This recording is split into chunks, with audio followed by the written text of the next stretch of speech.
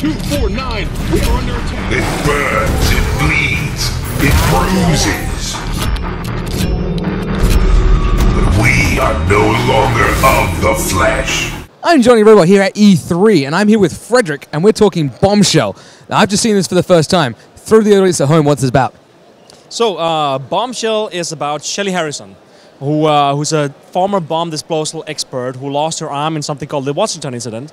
The arm gets rebuilt using alien remnants of madman scientist Jadis Haskell, and she gets back into service once the White House is attacked by the very first alien attack on Earth. And you go on this galactic epic adventure in order to save the president and save Earth. This game has a ton of attitude. Is that something you really wanted to bring towards this game? Definitely. I think it's something we want to bring towards in every game we make. We focus a lot on the character. Bombshell is a brand new IP. She has a ton of attitude. She was created in the vein of the classic Sarah Connor. Now a lot of people also see a character like Furiosa from Mad Max.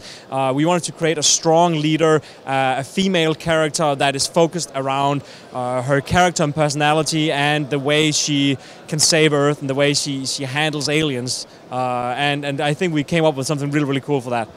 She has no shortage of supplies for absolutely kicking ass. Do you want to talk a little bit about the weapons? Yeah, so the game has 8 different weapons that can be upgraded to more than 20 different modifications. So each weapon is basically Bombshell's arm that gets upgraded and folds into all these new weapons. Each weapon has its own tech tree. Each tech tree has 10 different levels that can get upgraded into many different types of weapons, secondary and third fire modes and so on. The weapons are used in both to solve puzzles in combination with each other, as well as blowing up aliens in all the fun ways you can imagine. And the arm itself isn't just a weapon, is it? The arm is Bombshell's companion.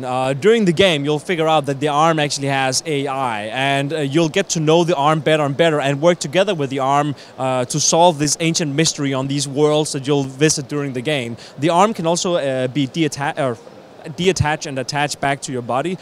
You can control it in later levels to solve puzzles.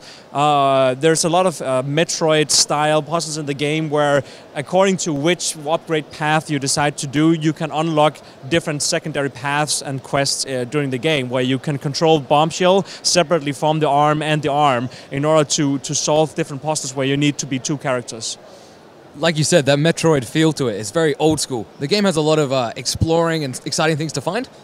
Definitely. So once you leave Earth and end up on the first world, Chiron, in the game, you're pretty much left on your own. It's a huge world, and you can decide wherever you want to go and how you want to solve these quests. So it is a huge explorative game. We don't do any hand-holding to show the player exactly, you need to do this and go there. We give you an overall quest, but how you decide to go to that and how you decide to solve these quests or find secrets is completely up to you. So it's a pretty hardcore game in that aspect, but it gives you that great sense of exploration and satisfaction once you finally solve a quest or find a thing that you can use for something and so on. So there's a lot of lore to explore and a lot of aliens and great worlds and so on. It's very, very fun. The game looks really crazy and frantic as well. I saw a bunch of abilities you were using in there. Do you want to go into a little bit about those? Yeah, so Bombshell can unlock 4 different abilities besides her weapons. And the abilities are basically her arm that can turn into different things. So there's an ability called the Power Sword, for instance, where the arm turns into this big laser sword that you can use to cut through enemies. You can use something called the Mighty Punch, which is basically a huge, powerful punch that creates a shockwave and blasts enemies away from you. And if they're low on health, they'll all dismember and so on. Bombshell can also do what she calls humiliation moves. She really hates these aliens, and whenever they're low on health, they will crawl and beg for mercy. When they do that, you can humiliate them. And basically what Bombshell does is she basically kills them in the most brutal way you can imagine to gain extra XP. So one attack is, for instance, she will crack open the jaw and throw a bomb into its mouth and then slap its face. It will rip off heads and arms and so on. It's really brutal and extremely fun to watch. So she's a true humanitarian. Definitely. One of the things I noticed as well was there's quite a lot of gib in this game.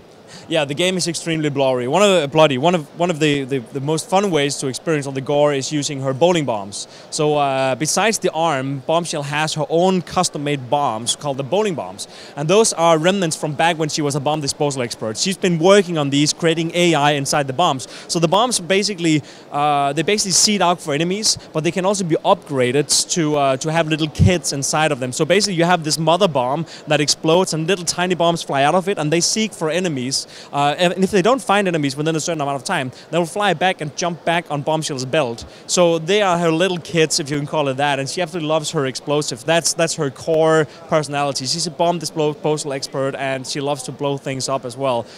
These bombs can also be upgraded to something called the heart attack, for instance, where little drills will fly out and seek for enemy hearts and basically drill in and explode from the inside. So there's a lot of ways to explore the gore in this game as well. And this thing is draped in an old school 3D Realms feel to it. There's a certain special somebody back as well, isn't there? So John St. John, who voiced Duke Nukem, is voicing our main villain in the game, Jadis Haskell. He does an amazing job. If you didn't know it was John St. John, you wouldn't have guessed it, but he's absolutely incredible.